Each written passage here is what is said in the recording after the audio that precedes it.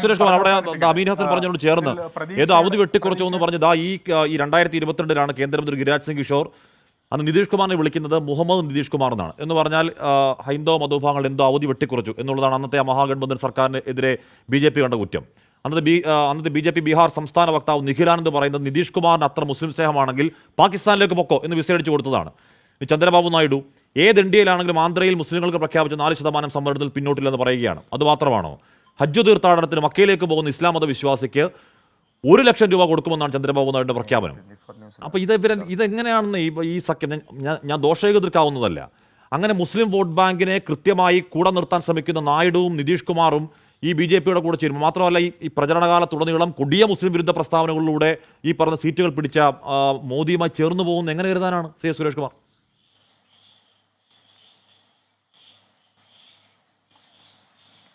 അതാണ് തീർച്ചയായിട്ടും ഇങ്ങനെയൊരു സിറ്റുവേഷനിൽ എത്രത്തോളം ഈ അലയൻസ് ഈ സഖ്യത്തിന് മാനസികമായ പൊരുത്തമുണ്ടാകുമെന്നുള്ള കാര്യത്തിൽ നമുക്ക് കണ്ടു തന്നെ അറിയേണ്ടിയിരിക്കുന്നു. കാരണം ഇത് ഈ 2 തരം പ്രശ്നങ്ങളുണ്ട്. ഒന്ന് മോദിയുടെ ശൈലി, 2 മോഡിയുടെ പരിമിതി. മോഡിയുടെ പരിമിതി എന്ന് പറയുന്നത് ഈ സഖ്യകക്ഷി രാഷ്ട്രീയത്തിൽ അദ്ദേഹത്തിനുള്ള വശമില്ലായ്മയാണ്. പക്ഷേ സ്വന്തം അജണ്ട മുന്നോട്ട് കൊണ്ടുപോകുക എന്നുള്ള ശൈലി അതേപടി മുന്നോട്ട് തുടരാനുള്ള ഒരു ശ്രമം മോഡിയുടെ ഭാഗത്ത് നിന്ന് ഉണ്ടാവുകയും ചെയ്യും. ഇങ്ങനെ ഒരു എലാസ്തികതയില്ലാത്ത ഒരു സഖ്യമായി ഇത് മാറും ഏറെ വൈകാതെ എന്നുള്ളത് വളരെ സ്പഷ്ടമാണ്. കാരണം മുസ്ലിങ്ങളെ ബഹിഷ്കരിച്ച് മുന്നോട്ട് പോവുക, അല്ലെങ്കിൽ തിരസ്കരിച്ച് മുന്നോട്ട് പോവുക, പുറന്തള്ളി മുന്നോട്ട് പോവുക എന്നുള്ള ഒരു സമീപനമാണ് കഴിഞ്ഞ 10 വർഷമായി മോദി സർക്കാർ സ്വീകരിച്ചിട്ടുള്ളത്. തെരഞ്ഞെടുപ്പിൽ പറഞ്ഞിട്ടുള്ളത് പിന്നെ മുസ്ലിം സംവരണം എടുത്തു കളയുമെന്നാണ് പച്ചയ്ക്ക് പറഞ്ഞിട്ടുള്ളത്. അപ്പോൾ അങ്ങനെയുള്ള സ്ഥലത്താണ് നേരത്തെ സംസാരിച്ച അദ്ദേഹം സൂചിപ്പിച്ചതുപോലെ തന്നെ ചന്ദ്രബാബു നായിഡുവിൻ്റെ മകൻ പറഞ്ഞിട്ടുള്ളത്. അപ്പോൾ ഇതൊരു ശരിക്കും പറഞ്ഞാൽ ഒരു കോൺഫ്ലിക്റ്റ് ഓഫ് ഇൻട്രസ്റ്റ് ആണ്. ഇപ്പോൾ ജാതി സെൻസസിൻ്റെ കാര്യം വന്നാൽ, അല്ലെങ്കിൽ പിന്നെ ഈ സംവരണത്തിൻ്റെ കാര്യം വന്നാൽ, ഇത്തരം വിഷയങ്ങളിൽ ഒരിക്കലും തമ്മിൽ ചേരാത്ത ഒരു സാഹചര്യം ഇവർക്ക് മുമ്പിലുണ്ട്. അതോടൊപ്പം തന്നെ ഇത് മുന്നോട്ട് പോകുന്ന ഈ സഖ്യകക്ഷി സർക്കാർ മുന്നോട്ട് പോകുമ്പോൾ സ്വാഭാവികമായിട്ടും ഇന്നത്തെ ഈ ഓരോ മനുഷ്യർക്കും, എനിക്കും ഹാഷ്മിക്കും ഒക്കെ ഒരു ജനിതക സ്വഭാവമുണ്ട്.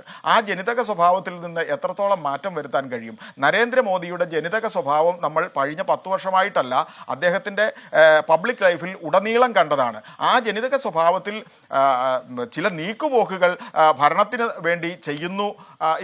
ഇപ്പോൾ പറയുന്നത് പോലെ പിന്നെ സഖ്യകക്ഷി രാഷ്ട്രീയത്തെക്കുറിച്ചും ചർച്ചയെക്കുറിച്ചും സമവായത്തെക്കുറിച്ചും ഒക്കെ സംസാരിക്കുന്ന നരേന്ദ്രമോദി കഴിഞ്ഞ ഇക്കാലം അത്രയും സഖ്യകക്ഷികളെ എങ്ങനെയാണ് കരുതിയിരുന്നത്? കറിവേപ്പില പോലെ.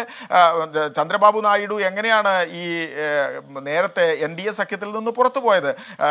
നിതീഷ് കുമാർ കഴിഞ്ഞ സത്യപ്രതിജ്ഞയുടെ സമയത്ത് പിന്നെ സത്യപ്രതിജ്ഞാ ചടങ്ങിനെത്താതെ മന്ത്രിമാരെ ഞങ്ങൾക്ക് വേണ്ട എന്ന് പറഞ്ഞു പോയ ആളാണ്. അപ്പോൾ ഇങ്ങനെയുള്ള ഈ തമ്മിൽ ചേരാത്ത ഒരു അലയൻസ് ആണ് ഇപ്പോൾ രൂപപ്പെട്ട് ഇരിക്കുന്നത്. അതേസമയം ഇവർക്കെല്ലാം മുന്നോട്ട് പോവുക, സംസ്ഥാന രാഷ്ട്രീയത്തിൽ കേന്ദ്രീകരിച്ച് ഒരു സമവായത്തിൻ്റെ വഴി കണ്ടെത്താൻ നിതീഷ് കുമാറും അല്ലെങ്കിൽ ചന്ദ്രബാബു നായിഡും ശ്രമിക്കുന്നു. അതേസമയം അവർക്ക് അവരുടെ വോട്ട് ബാങ്കിൽ നരേന്ദ്രമോദി മന്ത്രിസഭയിൽ മുസ്ലിങ്ങളെ ഉൾപ്പെടുത്താതെ മുന്നോട്ട് പോകാം, മുസ്ലിങ്ങൾക്ക് സംവരണമില്ല എന്ന് പറഞ്ഞ് മുന്നോട്ട് പോകാം. അങ്ങനെ ശത്രുപക്ഷത്ത് മുസ്ലിങ്ങളെ നിർത്തുന്ന ഒരു രാഷ്ട്രീയമാണ് BJPയുടെയും നരേന്ദ്രമോദിയുടെയും. പക്ഷേ ചന്ദ്രബാബു നായിഡുവിനെ സംബന്ധിച്ചാണെങ്കിലും ശരി, അല്ലെങ്കിൽ നിതീഷ് കുമാറിനെ സംബന്ധിച്ചാണെങ്കിലും ശരി, അവർക്ക് ഹിന്ദു വോട്ട് മാത്രം പോരാ.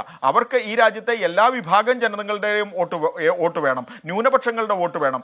ആ വോട്ട് മാറ്റി വെച്ചുകൊണ്ട് BJPയുടെ അജണ്ട നടപ്പാക്കാനായിട്ട് തീർച്ചയായിട്ടും അവർക്ക് സമ്മതിച്ചു കൊടുക്കാൻ പറ്റില്ല. അപ്പോൾ ഈ 4% സംവരണം തുടരും എന്ന് ചന്ദ്രബാബു നായിഡു പറയുമ്പോൾ എടുത്തു കളയും എന്ന് പറഞ്ഞ നരേന്ദ്രമോദിയുമായിട്ടുണ്ടാകുന്ന ഒരു കോൺഫ്ലിക്റ്റ് ഓഫ് ഇൻട്രസ്റ്റ് ഉണ്ടല്ലോ, അതിനെ ഇനിയും ഉള്ള ഈ മന്ത്രിസഭാ രൂപവൽക്കരണത്തിന്റെ ഈ ആർഭാടങ്ങൾക്ക് അപ്പുറത്ത് കാതലായ വിഷയങ്ങളിലേക്ക് കടക്കുമ്പോൾ അഡ്രസ് ചെയ്യേണ്ട വിഷയങ്ങൾ സർക്കാർ ഉണ്ടാക്കുന്ന കർഷണം ഭയങ്കരമായിരിക്കും.